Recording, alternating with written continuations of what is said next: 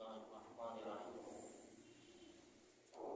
نحمده ونصلي ونسلم على رسوله الكريم أما بعد فأعوذ بالله من الشيطان الرجيم بسم الله الرحمن الرحيم الذين يؤمنون بالغيب ويقيمون الصلاة ومما رزقناهم ينفقون. سامعین و حاضرین، سورہ بقرہ کی یہ تیسری آیت ہے. اس کا معنی و مفہوم یہ ہے وہ لوگ جو غیب پر ایمان لے کر آتے ہیں، نماز قائم کرتے ہیں اور ہمارے دیے ہوئے رزق سے ہماری راہ میں خرچ کرتے ہیں. اس آیت کا ماقبل کے ساتھ اور پچھلی آیت کے ساتھ کچھ تعلق اس طرح ہے کہ یہ یاد رکھیے، جو بھی مکتوب ہوتا ہے یا جو بھی کوئی کتاب ہوتی ہے، سر دست اور سر فہرست اس کتاب کی شان کے مطابق اس کی تعریف بیان کی جاتی ہے. تو پہلے فرمایا ذالک الکتاب لا ریب فیہ، یہ وہ کتاب ہے کہ اس کے اندر شک و شبہ کی کوئی گنجائش ہی نہیں. فرمایا ھدی للمتقین، اور یہ وہ بلند مقام و مرتبے والی کتاب ہے کہ اس کی وجہ سے متقین کو ہدایت ملتی ہے. جب یہ کتاب کی تعریف اور اس کی شان اور اس کے مقام رفیع کو بیان کر دیا، تو اب جب یہ کتاب جن کی طرف نازل ہوئی، جن کی طرف بھیجی گئی، تو ان کی تعریف اور توصیف کرتے ہیں.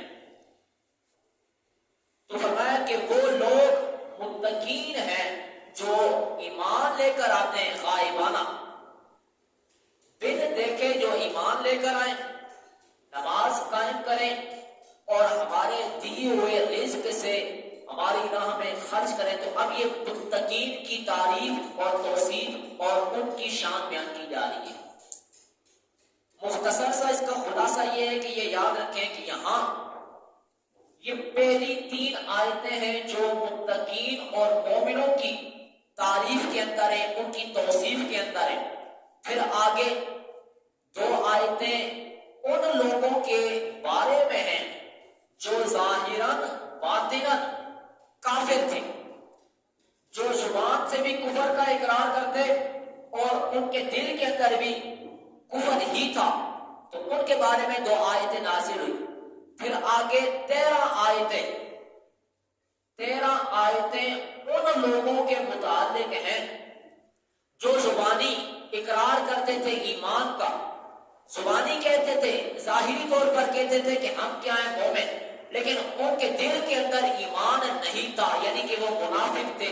تو ان کے بارے میں رب تعالیٰ نے کمال طریقے سے تفصیل کے ساتھ، تشریح اور توضیح کے ساتھ ان کے بارے میں 13 آیتیں نازل فرمائی.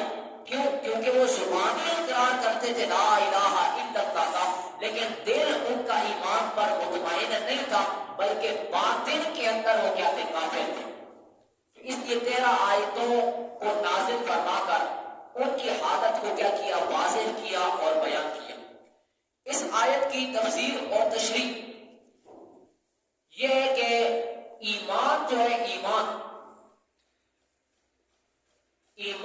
تصدیق قلب کا نام ہے.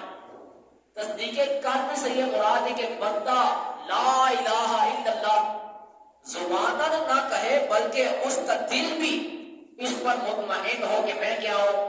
مومن ہوں. دل کے طور پر، قلبی طور پر وہ اللہ کو ایک ماننے اور ضروریات دین کا اقرار کرے تو وہ کیا ہے؟ مومن. ہاں، جو لسانی اقرار ہے، جو زبانی اقرار ہے، یہ تصدیق قلب کی شرط ہے. تصدیق قلب تب معتبر ہوگی جبکہ وہ زبان سے لا الہ الا اللہ کا اقرار کرے. پھر اس کے بعد جو اعمال آ جاتے ہیں، اچھے عمل، نماز پڑھنا، زکوٰۃ ادا کرنا، روزے رکھنا یا حج ادا کرنا، یہ اس سے مراد اعمال ایمان کے اندر داخل نہیں ہے بلکہ ایمان سے کیا ہے خارج ہے. ایمان کے لیے فقط تصدیق قلبی ضروری اور زبانی اقرار ضروری ہے. اعمال نہ بھی ہوں تو بندہ کیا ہے مومن رہے گا, ایمان سے نہیں نکلے گا. اب جو فرمایا گیا کہ ایمان بالغیب, غیب پر ایمان لائے, مطلب بن دیکھے کیا کرے, اقرار کرے, لا الہ الا اللہ محمد رسول اللہ کا اقرار کر دے, وہ ایمان کیا ہے معتبر, اور وہی ایمان کیا ہے قابل اعتبار ہے. اب جو غرغرہ کی حالت کے اندر جو ایمان ہوتا ہے, مطلب جس وقت وہ بندہ ملک الموت کو دیکھ لیتا ہے کہ حضرت اسرائیل آ گئے اس کی روح قبض کرنے کے لیے, اب جب بندہ لا الہ الا اللہ کا اقرار کرے تو یہ بن دیکھے ایمان نہیں ہے. اس ایمان کا کوئی اعتبار کوئی نہیں, اور نہ ہی یہ ایمان معتبر ہوگا اور نہ ہی اس کو مومن مانا جائے گا. اس لیے فرمایا الذین یؤمنون بالغیب, جو غیب پر ایمان لائے, بن دیکھے اللہ کو بھی مانے, بن دیکھے جنت کو بھی اقرار کرے, بن دیکھے جہنم کا بھی اقرار کرے, بن دیکھے قیامت کا بھی کیا کرے اقرار کرے, تو وہ کیا ایمان معتبر ہوگا. اسی وجہ سے روایت کے اندر آتا ہے, مسند احمد کی روایت, صحابہ اکرام علیہ رضوان نے حضور علیہ الصلوۃ والسلام سے پوچھا, یا رسول اللہ صلی اللہ علیہ وسلم, الاحد خیر منا, کیا ہم میں سے کوئی ہمارے بعد کوئی بہتر اور افضل اور اعلیٰ اور اکمل آدمی ہے یا کہ نہیں؟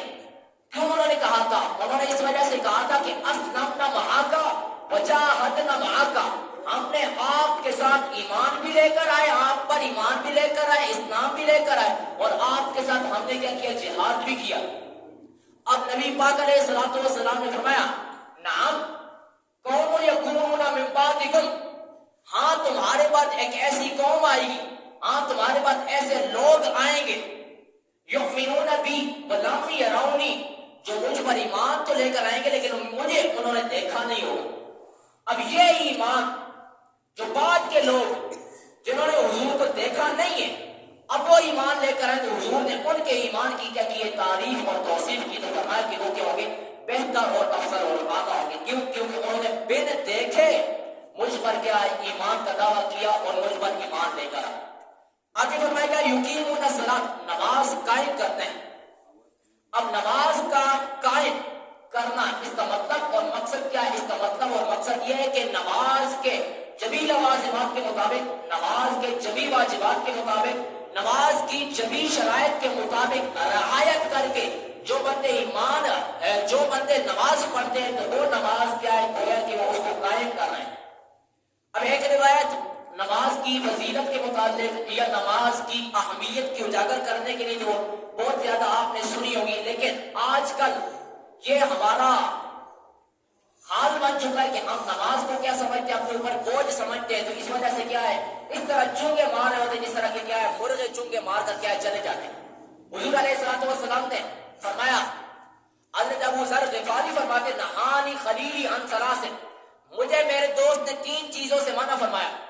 ان 3 چیزوں میں سے پہلی بات کیا تھی؟ فرمایا ان قرآن نقر دیگ, پہلی بات یہ ہے کہ میں نماز کے اندر اس طرح نماز نہ پڑھوں جس طرح کے مرغا چونگ مارتا ہے. پھر فرمایا ان اکیا اکعال قلب, اور نماز کے اندر ایسے نہ بیٹھوں جس طرح کے کتا بیٹھتا ہے. اور تیسری بات فرمایا ان افترشا افتراش صادق, اور اس طرح پاؤں بچھا کر نہ بیٹھوں جس طرح کے لومڑ بیٹھتا ہے. اب آج کل کے لوگ وہ کیا کرتے ہیں, نماز کے اندر اس کی جو شرائط اور جو اس کے لوازمات ہوتے ہیں ان کو کیا کر دیتے ہیں, ترک کر کے ایسے نماز پڑھ رہے ہوتے ہیں جس طرح کہ ان کے سر کے اوپر کیا تھی, کوئی بلا تھی, کوئی مصیبت تھی تو وہ ٹل گئی.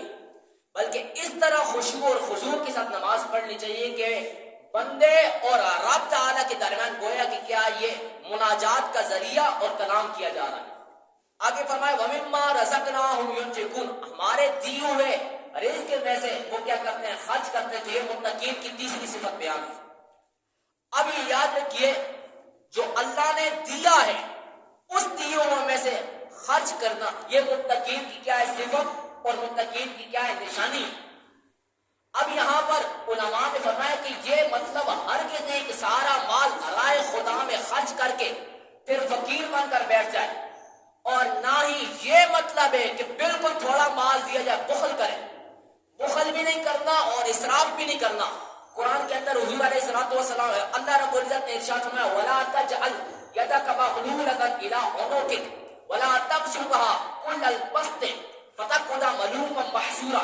فرمایا کہ اپنے ہاتھوں کو گردن کے ساتھ باندھ کر بھی نہ رکھو اور نہ ہی اپنے ہاتھوں کو بالکل کھول کر رکھ دو کہ پھر تم کیا کرو ملامت کر کے اور حسرت کر کے بیٹھ جاؤ. اس لیے فرمایا کہ میانہ روی ہونی چاہیے, اعتدال کے ساتھ ہونی چاہیے. اس لیے کیا ہے جس طریقے سے بھی چاہے زکوٰۃ کی صورت کے اندر, چاہے عشر کی صورت کے اندر, چاہے صدقات نافلہ کی صورت کے اندر, جو بھی رائے خدا کے اندر اگر خرچ کرنا ہے تو وہ کیا ہو میانہ روی اور عدل کے ساتھ اور متوسط طریقے سے کیا کیا جائے, خرچ کیا جائے. بالکلیت طور پر سارا مال بھی نہ کیا ہے رائے خدا کے اندر دے دیا جائے اور نہ ہی بالکل تھوڑا بھی نہیں دیا جائے, بلکہ کیا ہے افضل طریقہ یہ ہے کہ میانہ روی. حضور علیہ الصلوۃ والسلام نے فرمایا خیر الامور اوسطها, امور کے اندر بہترین عمل اور اعمال کے اندر جو بہترین عمل ہے وہ کیا ہے درمیانہ روی ہے. فرمایا کہ درمیانی چیز کو کیا کرنا چاہیے, اختیار کرنا چاہیے. اللہ رب العزت سے دعا ہے کہ حق تعالی ہمیں صحیح معنوں کے اندر سمجھ